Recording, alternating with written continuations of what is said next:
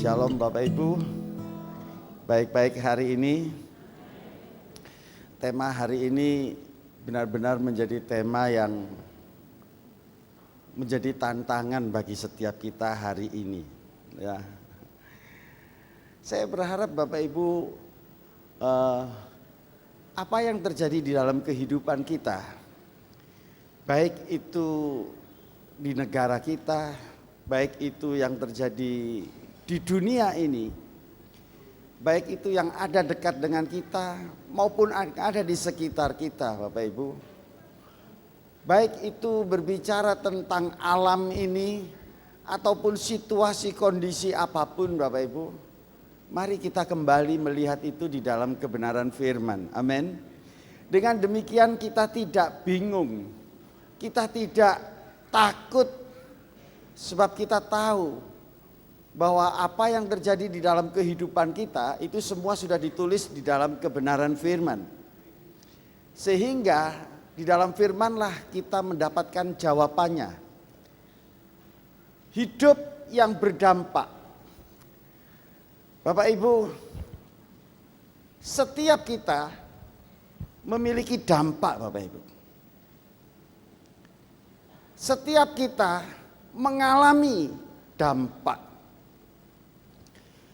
Jadi pada waktu saya mencoba mengikuti apa yang saya inginkan, saya makan kesukaan saya, maka apa yang terjadi? Apa yang saya makan berdampak kepada diri saya.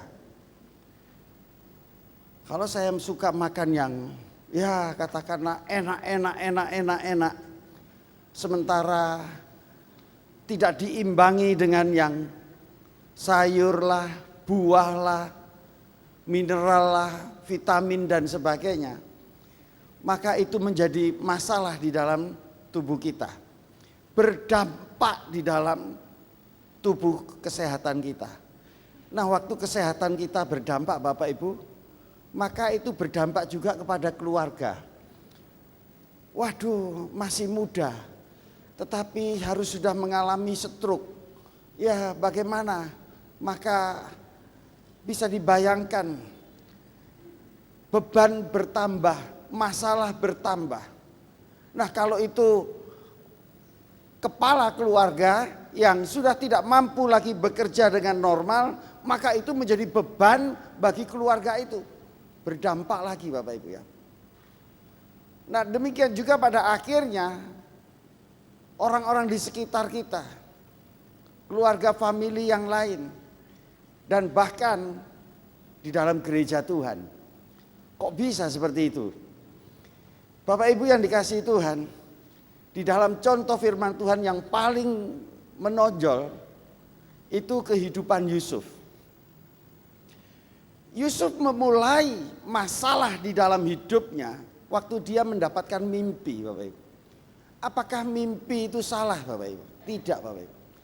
Tetapi karena mimpi itu menjadi sebuah gambaran dan apalagi itu berulang, maka keluarga-keluarganya mulai tidak suka. Mimpi yang seharusnya itu menjadi visi bagi Yusuf itu ternyata mendatangkan celaka, berdampak yang tidak baik di dalam kehidupan Yusuf. Yusuf harus dijual karena mimpi-mimpinya. Lalu apa yang terjadi Bapak Ibu? Waktu dia dijual Bapak Ibu, sekali lagi dia harus menjadi seorang budak. Tetapi apa saja yang terjadi di dalam kehidupan Yusuf, kita melihat dia meresponnya secara positif Bapak Ibu. Bahwa dia tidak marah, dia tidak berkeluh kesah tentang apa yang menimpa dia. Dia selalu mensyukuri, dia hidup dengan benar di hadapan Tuhan. Sehingga sekali lagi dalam situasi dia sebagai budak pun ternyata dia bisa berdampak yang baik Bapak Ibu. Dia memberkati Potifar dengan pekerjaannya. Lalu apa yang dia lakukan baik itu juga akhirnya memberkati dia. Dia diangkat menjadi kepala rumah tangga, mengurusi semua bagian pekerjaan di dalam rumah Potifar. Dan terjadi lagi masalah Bapak Ibu. Karena dampak yang baik ini, sekali lagi Bapak Ibu, sudah ganteng, pinter, terhormat. Wah, sekalipun dia karyawan Bapak Ibu, istri Potifar menjadi tertarik. Berdampak lagi apa yang dalam kehidupan Yusuf. Tetapi sekali lagi Yusuf meresponnya dengan baik Bapak Ibu. Apa yang terjadi di dalam lingkungan, apa yang terjadi di dalam dirinya, dia selalu meresponnya positif. Maka terjadilah pada waktu dia ada di penjara, dia menjadi kepala penjara Bapak Ibu. Waduh, luar biasa. Dampak-dampak ini akhirnya bukan hanya sekedar mempengaruhi dia pribadi, tetapi keluarganya. Pada saat terjadi kelaparan, maka keluarganya datang ke Mesir. Dan dampak yang luar biasa apabila kita lihat di dalam akhir kehidupan Yusuf, bahwa Yusuf memberkati bukan hanya keluarga, bangsa Mesir, tetapi juga seluruh dunia pada waktu itu. Ada dampak yang lain juga yang kita bisa lihat di dalam firman Tuhan, yaitu Daud Bapak Ibu. Daud itu dampak hidupnya sampai hari ini, kalau Bapak Ibu di Israel, mereka akan sangat membanggakan siapa Daud. Sehingga lambang Israel itu bintang dengan 6 sudut itu menunjukkan 12 suku yang bersatu menjadi bentuk 6 sudut itu Bapak Ibu. Tetapi di dalam kehidupan Daud ada respon positif, ada respon negatif. Sehingga dampaknya luar biasa Bapak Ibu. Di satu sisi Tuhan katakan, Daud, selama ada kerajaan maka keturunanmu itu akan menjadi raja di Israel. Itu janji. Dan itu dampak dari bagaimana kehidupan Daud terhadap Tuhan. Tetapi ada dampak atau sisi lain yang negatif yang sampai akhir hidup Daud itu terjadi. Yaitu pada saat dia jatuh di dalam dosa dengan Batseba, maka Tuhan katakan pedang tidak akan lepas dari keturunanmu. Sehingga saling membunuh antara keluarga Daud itu terjadi. Bapak Ibu yang dikasihi Tuhan, di dalam hidup kita mau tidak mau kita berdampak Bapak Ibu. Kita bergerak berdampak, kita tidak melakukan apa-apa berdampak, apalagi kita respon negatif Bapak Ibu, pasti juga akan berdampak. Jadi ada 2 respon Bapak Ibu ya, negatif dan positif. Nah sekarang kalau kita mencoba melihat apa yang terjadi dengan virus corona ini Bapak Ibu. Ini sama Bapak Ibu. Kenapa dampaknya begitu dahsyat Bapak Ibu? Sebenarnya kesimpulannya sederhana sekali. Kenapa virus yang dimulai mungkin dari 1 orang, 2 orang, sekarang ini sudah menyebar ke seluruh dunia?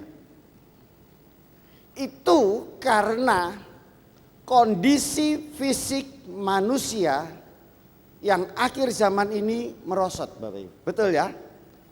Kalau kita sehat kan nggak berdampak Bapak Ibu. Tapi karena kita nggak sehat, maka virus itu begitu cepat. Virus ini tidak menular dari udara Bapak Ibu ya. Jadi kalau kita ngomong itu enggak. Tapi kalau bersentuhan lah atau kena sesuatu yang cair melalui batuk, melalui bersin dan sebagainya itu bisa menular Bapak Ibu.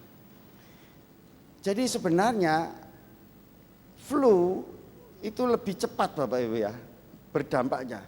Kalau satu di rumah sakit flu maka sudah. Setelah itu anak, istri, wah beruntun kena semua Bapak Ibu ya. Karena melalui udara. Nah,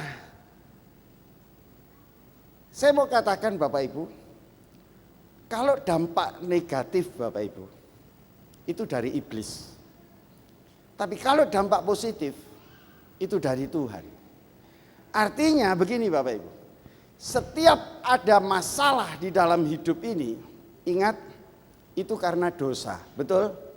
Waktu Adam dan Hawa di Taman Eden, tidak ada masalah dengan bagaimana mencari makan, tidak ada masalah bagaimana suami istri, tidak ada masalah bagaimana mempunyai anak, itu nggak ada masalah Bapak Ibu. Tapi begitu Adam jatuh dalam dosa, maka semua jadi masalah. Makan masalah, suami istri masalah, nanti melahirkan anak, sakit penyakit dan kesakitan muncul. Jadi semua itu karena dosa Bapak Ibu. Tuhan tidak menciptakan penderitaan bahkan sampai kematian. Tetapi itu semua adalah akibat dosa. Nah, di dalam Roma 10 ayat 10 dikatakan, iblis mencuri, membunuh, membinasakan. Tetapi Yesus memberikan hidup dan hidup di dalam segala kelimpahan. Jadi kalau kita memberikan respon, menyatakan respon yang positif, Bapak Ibu, saya yakin itu dari Tuhan. Tapi kalau respon kita negatif, maka itu dari iblis. Kalau Daud melihat wanita cantik, Bapak Ibu, itu tidak salah. Kita pun kemana pergi, ke mall lah, kemana, ke pasar lah, kita melihat wanita cantik, pria ganteng, tidak ada salah Bapak Ibu.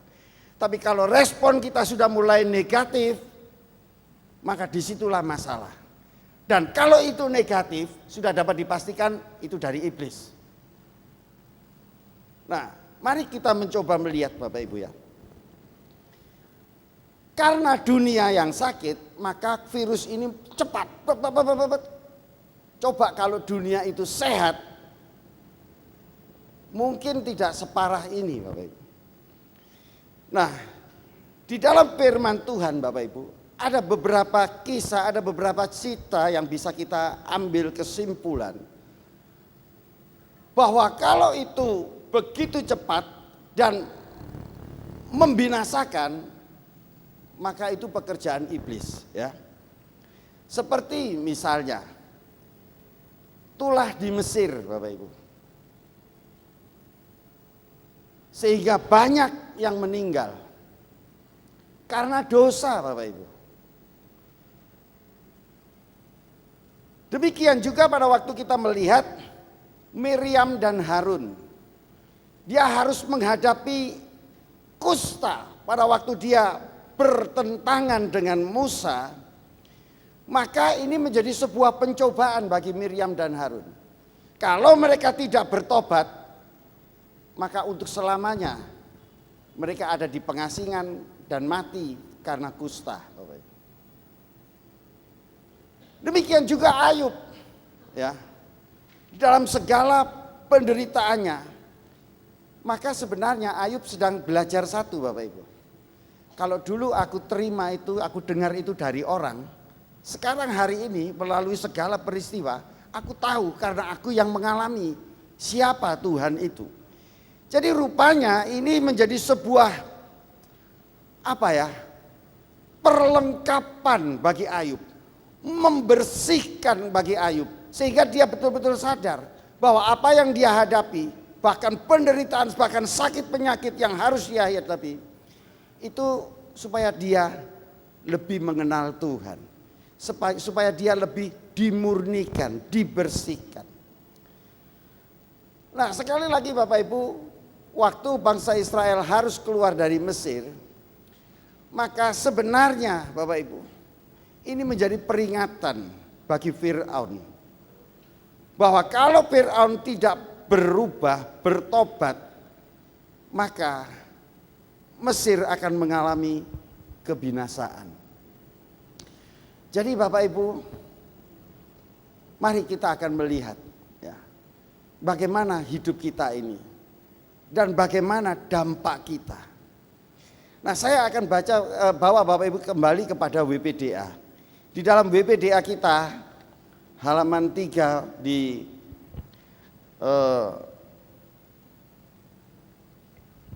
Warta Gereja, hari Minggu 2 Tawarik 30. Nah, di dalam 2 Tawarik 30, Hizkia merayakan Paskah Bapak Ibu. Nah, saya mau cerita latar belakang dari pasal 30. Hizkia menjadi raja menggantikan ayahnya yang bernama Ahaz. Ahaz, Bapak Ibu, hidupnya betul-betul melawan Tuhan. Begitu dia memerintah, Bapak Ibu, dia sudah mempersembahkan korban kepada Allah lain. Lalu dia mengeluarkan semua perabot-perabot dari bait Allah untuk dipersembahkan kepada Raja Asyur kalau nggak salah. Lalu kemudian pintu bait Allah dikunci, Bapak Ibu.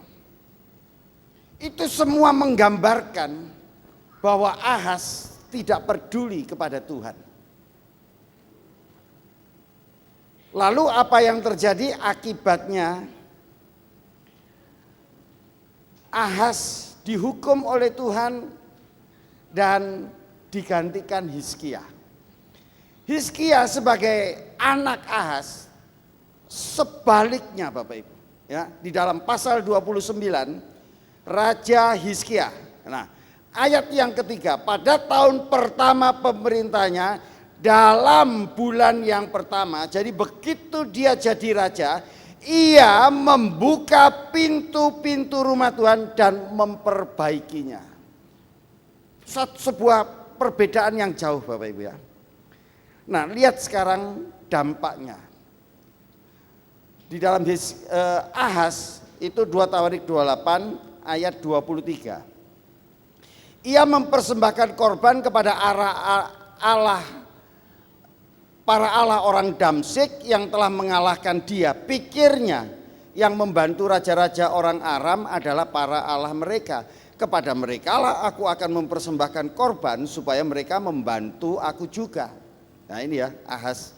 Tapi akibatnya, tetapi Allah-Allah itulah yang menjadi sebab keruntuhan bagi dia dan bersama-sama dengan dia bagi seluruh Israel. Jadi dampaknya ini satu orang, seluruh bangsa itu rusak dan dihukum oleh Tuhan. Nah sekarang bagaimana dengan dampak yang baik yang dimulai oleh Hizkia? Ternyata Bapak Ibu, itu tidak mudah. Lihat di dalam pasal 30 ayat yang ke-10. Ketika pesuruh-pesuruh cepat itu pergi dari kota ke kota, melintasi tanah Efraim, Manasye sampai ke Zebulon, mereka ditertawakan dan diolok-olok oleh beberapa orang dari Aser, Manasye, Zebulon. Namun beberapa orang merendahkan diri dan datang ke Yerusalem. Di Yehuda nyata pula tangan Allah membulatkan hati mereka untuk melakukan perintah raja, para pemimpin sesuai dengan firman Tuhan. Maka berkumpullah di Yerusalem banyak orang. Ada yang terima, ada yang tidak terima. Ada yang merespon positif, ada yang merespon negatif Bapak Ibu ya. Lalu apa yang terjadi? Kemudian ayat 15, kemudian disembelihlah domba Paskah pada tanggal 14 bulan kedua, maka para imam dan orang Lewi merasa malu. Kenapa Bapak Ibu? Karena mereka tidak mau. Mereka tidak mau, tapi rakyat mau. Rakyat yang mau tidak sebanyak rakyat yang tidak mau. Maka yang berkumpul di Yerusalem ini membuat hati Tuhan itu senang Bapak Ibu. Oke, memang tidak semua orang bisa menerima dengan baik, tetapi mereka yang merespon dengan baik, merekalah yang diberkati Tuhan. Lalu Tuhan bekerja. Dan apa yang terjadi Bapak Ibu? Ayat 17 ya. Sebab ada banyak di antara jemaah yang tidak menguduskan diri. Nah ini lebih banyak yang tidak menguduskan diri daripada yang menguduskan diri. Ayat 18. Sebab sebagian besar dari rakyat terutama Efraim, Manasye, Isakar dan Zebulon tidak mentahirkan diri. Namun mereka makan Paskah. Wah, ini Bapak Ibu. Jadi ini kondisi ya. Waktu Hizkia mengajak yang baik, tentunya mereka harus melakukan yang baik. Ada tahapan-tahapan untuk mereka merayakan Paskah, mereka harus menguduskan diri, mereka harus melakukan ini itu dan sebagainya. Tetapi mereka tidak. Ya mau makan saja. Ini apa sih? Mereka seolah-olah tidak peduli aturan atau kehendak Tuhan. Mereka labrak begitu saja. Tapi lihat ayat yang selanjutnya, ayat 18 tadi ya. Walaupun tidak sesuai dengan apa yang tertulis, ya, tidak sesuai. Jadi mereka seenaknya sendiri. Dan menurut firman Tuhan mereka harus dihukum mati. Tetapi Hizkia berdoa untuk mereka. Katanya, Tuhan yang baik itu kiranya mengadakan pendamaian bagi semua orang yang sungguh-sungguh berhasrat mencari Allah, yakni Tuhan Allah nenek moyangnya. Walaupun ketahiran mereka tidak sesuai dengan tempat kudus. Dan Tuhan mendengar Hizkia dan membiarkan bangsa itu selamat. Lihat Bapak Ibu ya. Waktu Hizkia mencoba memberi dampak yang baik, responnya lebih banyak yang tidak baik. Tetapi Hizkia tidak peduli. Dia tetap mau memberkati bangsa itu. Sekalipun sedikit atau mungkin mereka tidak benar di dalam melakukan tata caranya, Hizkia tetap memberkati. Dan hasilnya Bapak Ibu, Tuhan menyelamatkan bangsa itu. Nah sekarang lihat Mazmur pasal 25. Di dalam Mazmur pasal yang ke-25 ayat yang ke-8, saya memberi judul di dalam WPDA, Tuhan itu baik dan benar. Mari di dalam LCD kita, jadi hidup yang berdampak adalah mereka yang belum pernah menerima berita tentang dia akan melihat dia. Dan mereka yang tidak pernah mendengarnya akan mengertinya. Dan di dalam Mazmur 25 ayat 8, Tuhan itu baik dan benar. Bapak Ibu yang dikasihi Tuhan, mari kita hidup berdampak dengan cara mereka yang belum mendengar, mereka melihat. Mereka yang tidak pernah tahu, mereka menjadi mengerti. Apa itu? Bahwa Tuhan itu baik, bahwa Tuhan itu benar. Batasi Mazmur 25 dan batasi WPDA kita di dalam Roma pasal 15. Kita akan kembali di dalam dua kitab ini. Yang pertama Bapak Ibu, Mazmur 25 ayat 8 dikatakan Tuhan itu baik dan Tuhan itu benar. Baik, kenapa? Sebab ia menunjukkan jalan kepada orang yang sesat. Jadi hidup kita akan berdampak pada waktu kita bisa membawa orang kepada jalan yang benar. Kita bisa menuntun dan menunjukkan jalan yang benar kepada orang yang sesat.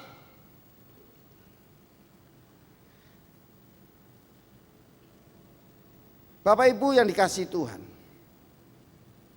Roma pasal 15 ayat yang ke-9. Dan untuk memungkinkan bangsa-bangsa supaya mereka memuliakan Allah karena rahmat-Nya seperti ada tertulis, sebab itu aku akan memuliakan engkau di antara bangsa-bangsa dan menyanyikan mazmur bagi namamu.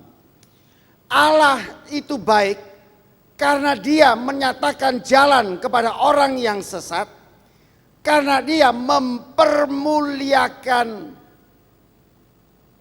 diri terhadap bangsa-bangsa. Itu Allah yang baik Bapak Ibu. Terang menjadi penunjuk jalan bagi orang lain. Di sisi lain ada suara yang berseru-seru. Itu firman Tuhan katakan tentang Yohanes. Luruskan, persiapkan jalan di padang gurun, jalan di padang belantara. Itu berbicara penunjuk jalan. Dan di dalam Roma pasal yang ke-10 yang beberapa waktu menjadi WPDA kita, di sana ditulis Roma pasal yang ke-10 ayat 14. Tetapi bagaimana mereka dapat berseru kepadanya jika mereka tidak percaya kepada dia? Bagaimana mereka dapat percaya kepada dia jika mereka tidak mendengar tentang dia? Bagaimana mereka mendengar tentang dia jika tidak ada yang memberitakannya? Dan bagaimana mereka dapat memberitakannya jika mereka tidak diutus? Seperti ada tertulis betapa indahnya kedatangan mereka yang membawa kabar baik. Hidup kita harus berdampak Bapak Ibu. Kepada siapa? Orang lain, bangsa-bangsa, orang yang belum mengenal Tuhan. Menjadi terang, menjadi suara yang berseru-seru di padang belantara, di padang gurun. Sekali lagi Bapak Ibu, dengan tujuan supaya bangsa-bangsa yang tidak mengenal Tuhan menjadi percaya. Ada beberapa cara bagaimana hidup kita berdampak hari-hari ini. Menurut ayat-ayat ini, bagaimana mereka percaya kalau mereka tidak mendengar? Bagaimana mereka mendengar kalau tidak ada yang memberitakan? Bagaimana mereka memberitakan kalau tidak ada yang mengutus?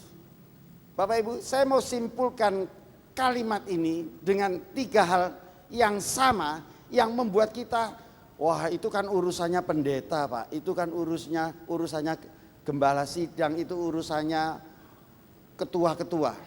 Bapak Ibu, ini urusan kita Bapak Ibu. Setiap kita ini berdampak, betul? Apakah dampak kita positif atau dampak kita negatif? Demikian juga respon orang. Apakah respon orang positif atau respon orang negatif?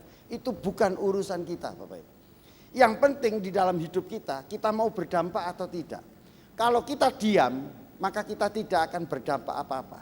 Artinya Bapak Ibu, hidup kita menjadi lilin yang mati, menjadi suara yang rusak.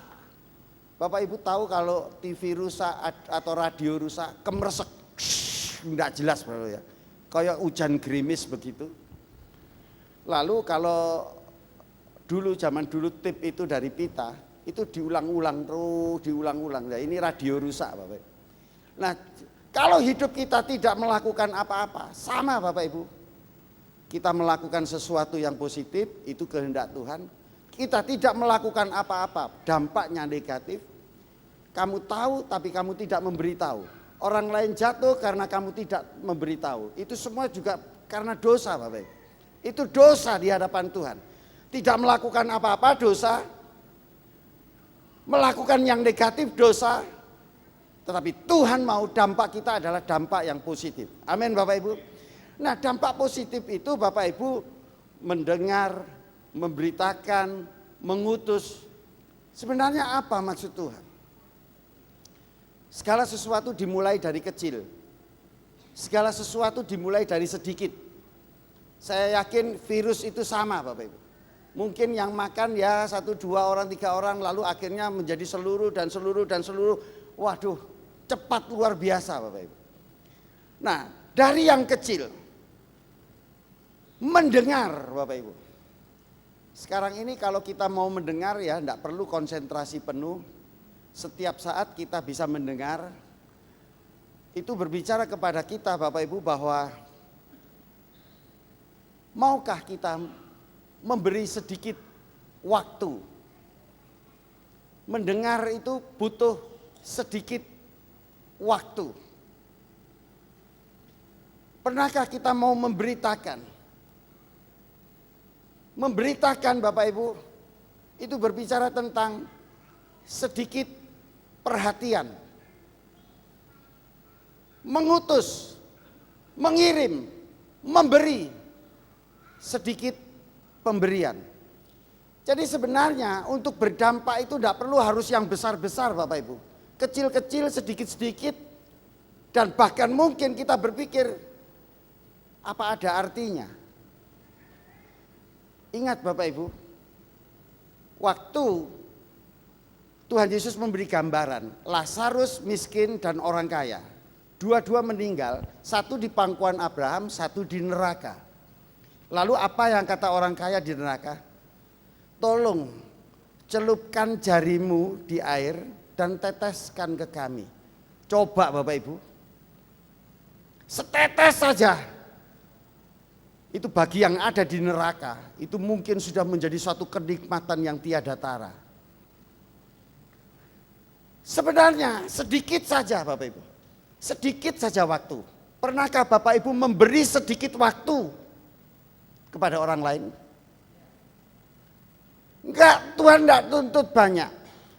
Apakah Bapak Ibu bisa memberi sedikit perhatian kepada orang lain? Kalau toh kita tidak bisa memberi uang, sedikit pemberian, sedikit apa? Minimal waktu dan perhatian kita memberi pengharapan bagi dia. Amin Bapak Ibu. Jangan pernah berpikir, wah saya memberitakan Injil, wah kok yo-yo Pak. Itu yang sering kali membuat kita tidak pernah melakukan apa-apa. Dan itu sama dengan kita itu melakukan hal yang negatif. Ya, tidak melakukan apa-apa itu sama dengan melakukan yang negatif. Dampaknya negatif. Orang lain mau jatuh tidak mau diberitahu, ya yang salah yang tidak memberitahu Bapak Ibu. Jadi sekali lagi Bapak Ibu, melakukan yang baik sekalipun itu kecil, itu bisa berdampak seperti virus corona Bapak Ibu. Amin. Di dalam firman Tuhan dikatakan, Tuhan Yesus melewati Yeriko. Waktu dia lewat Yeriko, maka ada seorang buta berteriak, Yesus anak Daud tolong aku. Mendengar Bapak Ibu. Maka bagi Tuhan Yesus itu tidak masalah Bapak Ibu. Tapi bagi murid-murid, hei diam, kamu bikin ribut saja, diam. Lalu apa yang dilakukan Yesus? Yesus memberi sedikit waktu. Apa yang kau ingin aku lakukan kepadamu? Tuhan, aku mau melihat. Pergi melihatlah. Sedikit waktu, sedikit perhatian Bapak Ibu. Dan selesai masalah itu. Mari kita melakukannya. Amin Bapak Ibu. Jangan tunggu. Siapa ya yang naik ke surga supaya Yesus turun lagi? Itu firman Tuhan katakan begitu. Siapa ya yang mau turun ke dunia orang mati supaya Tuhan Yesus bangkit? Saudara tidak perlu hal-hal seperti itu. Saudara yang akan lakukan, amin. Enggak perlu kita harus datangkan Tuhan Yesus kembali untuk memberitakan Injil. Ada saudara dan saya di sini. Mari kita melakukan semuanya. Amin. Mari kita hidup berdampak. Yang kedua, di dalam Mazmur pasal 25 kembali ayat yang ke-9. Ia membimbing orang yang rendah hati menurut hukum dan ia mengajarkan jalannya kepada orang-orang yang rendah hati. Ia baik karena ia menunjukkan jalan kepada yang sesat. Ia benar karena ia mengajarkan jalannya kepada orang yang rendah hati. Roma 15 ayat yang ke-10. Dan selanjutnya, ini dari atas Bapak Ibu ya. Sebab itu akan memuliakan engkau di antara bangsa-bangsa. Dan selanjutnya bangsa-bangsa dengan umatnya. Jadi yang kedua Bapak Ibu, kalau tadi hanya bangsa-bangsa, maka di dalam ayat kedua ini dikatakan bangsa-bangsa dengan umatnya. Ia mengajarkan jalan-jalannya kepada bangsa-bangsa dan umatnya. Bapak Ibu yang dikasihi Tuhan. Waktu kita mengajar yang baik Bapak Ibu, responnya belum tentu baik, betul? Mari kita salam-salaman. Buat apa salaman? Gitu ya. Apalagi virus corona begini. Nah, nanti kita akan melihat pengumuman Bapak Ibu ya. Dan mungkin ini mengguncang Bapak Ibu.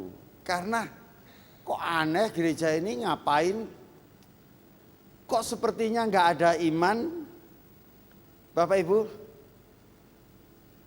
setiap kali kita melakukan sesuatu, apakah itu benar, apakah tidak benar, selalu ada pro dan kontra, betul ya. Kalau kita mau melakukan yang positif, seharusnya hasilnya positif Bapak Ibu. Tetapi seringkali kita tidak melihat hasil itu. Seringkali kita justru melihat yang sebaliknya. Sehingga yang terjadi adalah ribut melulu. Nah, di dalam kita memberitakan Injil, memberitakan Tuhan, kita selalu berpikir, ya, di dalam Roma pasal yang ke-10 tadi, Roma pasal yang ke-10, ya, di dalam ayat yang ke-16 Bapak Ibu. Di dalam ayat yang ke-16 itu dikatakan begini. Tetapi tidak semua orang telah menerima, mau menerima, siap menerima kabar baik itu. Yesaya sendiri berkata, Tuhan, siapakah yang percaya kepada pemberitaan kami? Nah ini Bapak Ibu. Itu sebabnya sekali lagi Bapak Ibu, bukan urusan kita apakah orang itu percaya atau tidak percaya. Amin. Rasul Paulus katakan, aku menanam, aku tidak melihat dia bertumbuh. Aku sudah menyiram, aku sudah melakukan segala sesuatu, tetapi aku tidak melihat dia bertumbuh. Yang lain Bapak Ibu datang dan akhirnya dia yang menuai Bapak Ibu. Sehingga sekali lagi Bapak Ibu, waktu gereja kita melakukan segala sesuatu, mungkin kita tidak melihat gereja ini programnya misi. Segala sesuatu kegiatan untuk penjangkauan, penginjilan, untuk memenangkan jiwa. Tapi lihat, masih kosong melulu. Sementara yang lain tidak melakukan yang seperti kita lakukan, menuai jiwa banyak Bapak Ibu. Ingat Bapak Ibu, baik yang menanam maupun yang menyiram, Tuhan yang memberi pertumbuhan. Jadi kita tidak perlu iri. Loh kita loh yang menanam, kita loh yang menggali, kita yang menabur dan sebagainya. Dia yang menuai. Bukan urusan kita Bapak Ibu. Baik yang menanam, yang menyiram, yang menuai, semua diberkati Tuhan. Amin. Jadi urusan kita adalah memberitakan Injil. Percaya tidak percaya, sekali lagi itu bukan urusan kita. Nah, sekali lagi Bapak Ibu, mari di dalam hal kita mengajar Bapak Ibu. Firman Tuhan berkata begini, Tuhan, bukankah kita ini menabur gandum? Kok ilalang masih ada di sini? Kenapa yang tumbuh kok ada ilalangnya? Karena ternyata begitu kita menabur gandum, maka pada saat yang sama iblis menabur ilalang Saudara. Kus gak bener iku, gak usah percaya, itu kan hamba Tuhan, kamu siapa? Wah, dalam banyak hal Bapak Ibu, kita menabur, iblis menabur. Sehingga terjadi masalah Bapak Ibu. Lalu Tuhan, murid-murid katakan cabut aja Tuhan. Oh jangan, kalau ini dicabut, tercabut semua. Tunggu, kita akan lihat buahnya, baru yang tidak berbuah ini kita campakkan. Bapak Ibu yang dikasihi Tuhan, apa yang kita ajarkan tidak akan pernah kembali sia-sia. Amin. Kita sedang menabur firman, kita sedang berdampak yang positif, kita sedang menularkan virus yang baik, virus kesembuhan, keselamatan. Tetapi kalau orang itu tidak menerima, itu sejak zaman Tuhan Yesus Bapak Ibu, itu bukan urusan kita. Tapi bagian kita adalah bagaimana kita berdampak. Mau diam, salah. Mau merespon yang negatif, salah. Lebih baik lakukan yang baik, yang benar di hadapan Tuhan. Seperti Tuhan Yesus. Ia baik, ia benar. Ia menuntun orang, dia mengajar orang. Kalau itu kita lakukan Bapak Ibu, maka yang ketiga Bapak Ibu, mari kita melihat jalan Tuhan. Mazmur 25. Ia menunjukkan jalan, ia mengajarkan jalan. Ayat 10. Apa itu jalan Tuhan? Jalan Tuhan adalah kasih, setia, dan kebenaran. Jadi apa yang kita lakukan, bagaimana kita berdampak, 3 hal ini Bapak Ibu. Kasih, setia, kebenaran. Waktu kita melakukan kasih Bapak Ibu, maka Tuhan katakan Allah itu kasih. Amin. Jadi kita memberitakan Allah yang kasih. Itu sebabnya kita harus kasih. Allah kita setia. Itu sebabnya kita melakukannya juga dengan setia. Dan Allah kita benar. Itu sebabnya waktu kita melakukan semua yang dilakukan oleh Tuhan, kita pun benar. Bapak Ibu yang dikasihi Tuhan, waktu kita memberikan kasih Bapak Ibu, maka disitulah pengampunan, ya, disitulah penerimaan, disitulah rahmat dan rahimi itu terjadi. Mari kita mengampuni, mari kita memberikan rahmat kepada mereka, karena itulah yang mereka butuhkan hari ini. Mari Allah yang setia, waktu kita ada di dalam penyertaan Tuhan, waktu Tuhan bersama dengan kita, menyertai perjalanan kehidupan kita, maka kita bahagia. Demikian juga seharusnya kita memberikan kebahagiaan itu kepada orang lain, pada waktu orang lain bisa berjalan bersama Tuhan. Allah itu adalah Allah yang benar, Allah yang dekat, Allah yang selalu berbicara, Allah yang bergaul, Allah yang menuntun, Allah yang mengajar dan membawa kita kepada kebenaran. Maka Allah yang sama itulah yang kita beritakan, yang kita lakukan. Sehingga sekali lagi, sebenarnya bagaimana hidup berdampak. Maka di dalam ayat 14, Tuhan itu bergaul karib dengan orang yang takut akan Dia. Dan perjanjiannya diberitahukannya kepada mereka. Bergaul karib. Waktu kita bergaul dengan seseorang, maka kebenaran itu akan muncul. Kebaikan itu akan keluar. Rahmat, kasih, pengampunan, penyertaan itu akan terjadi dalam hidup kita. Jadi Bapak Ibu, 3 hal yang Tuhan mau. Tunjukkan jalan kepada orang sesak. Ajarkan jalan kepada orang yang rendah hati. Dan jalan Tuhan itu adalah kasih, setia, dan kebenaran. Waktu kita melakukan itu, disitulah hidup kita berdampak. Dan ingat, apapun dampak dari kehidupan yang terjadi dalam merespon apa yang kita lakukan, itu semua dilakukan oleh Tuhan. Waktu bangsa Israel tidak benar, Hizkia mendoakan mereka, semua menjadi benar. Amin Bapak Ibu. Itu tergantung kita. Waktu kita doakan keluarga kita, waktu kita doakan komunitas kita, waktu kita berdampak bagi mereka, maka sebenarnya apa yang tidak mungkin itu dilakukan oleh Tuhan. Amin Bapak Ibu. Tuhan sendiri yang bekerja, bukan kita.